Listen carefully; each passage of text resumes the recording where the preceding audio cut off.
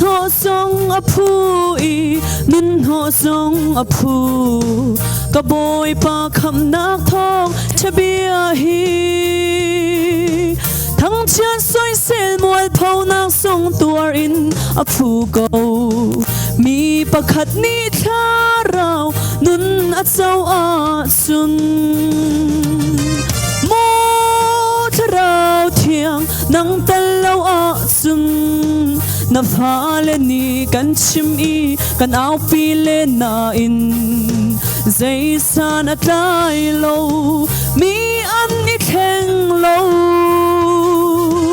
tharau thiang lim na chol chang i bia na chim a sun tem ton nào si a chat i luat nak an ho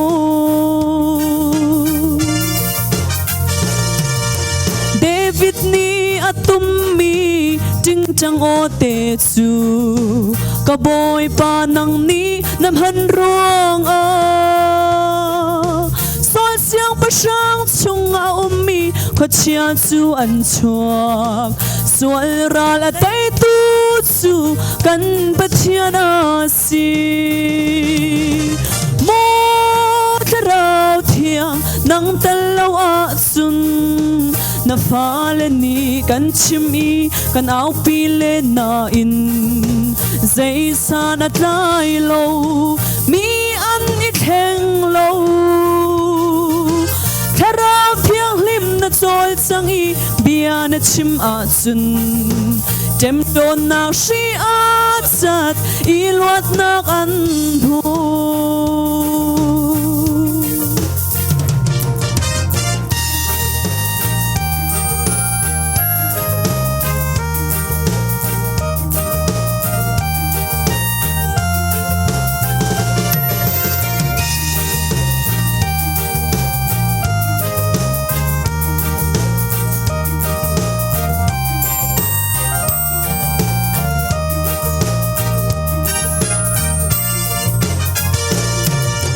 Pentecost ni a mi thong thum a theng tu Peter mang in bia a chim tu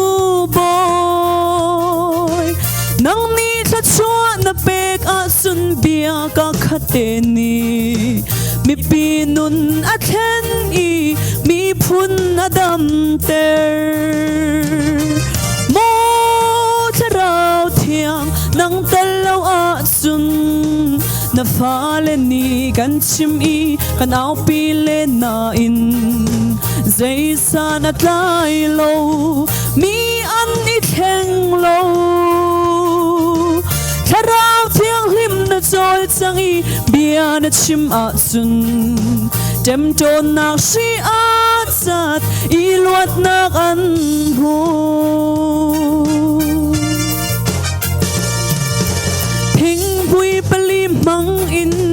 rol a pe tu boy san tlai lo na pha le nun mang in tharau rol cham le ti hal mi rol kan pe than lo sun par nak sa boy pa nang ma kan in pe mo tharau thiang nang talau a sun na pha le ni kan chim i kan au pi le na in zai san at lai lo mi an ni theng lo tharau thiang lim na chol chang i bia na chim a sun tem ton nak si a chat i luat nak an ho mo tharau thiang nang talau a sun na pha le ni kan chim i kan au pi le na in zai san at lai lo mi an ni theng lo tharau thiang lim na chol chang i bia na chim a chun tem ton nak si a chat i luat nak an ho tharau thiang lim na chol chang i bia na chim a chun tem ton nak si a chat i luat nak an ho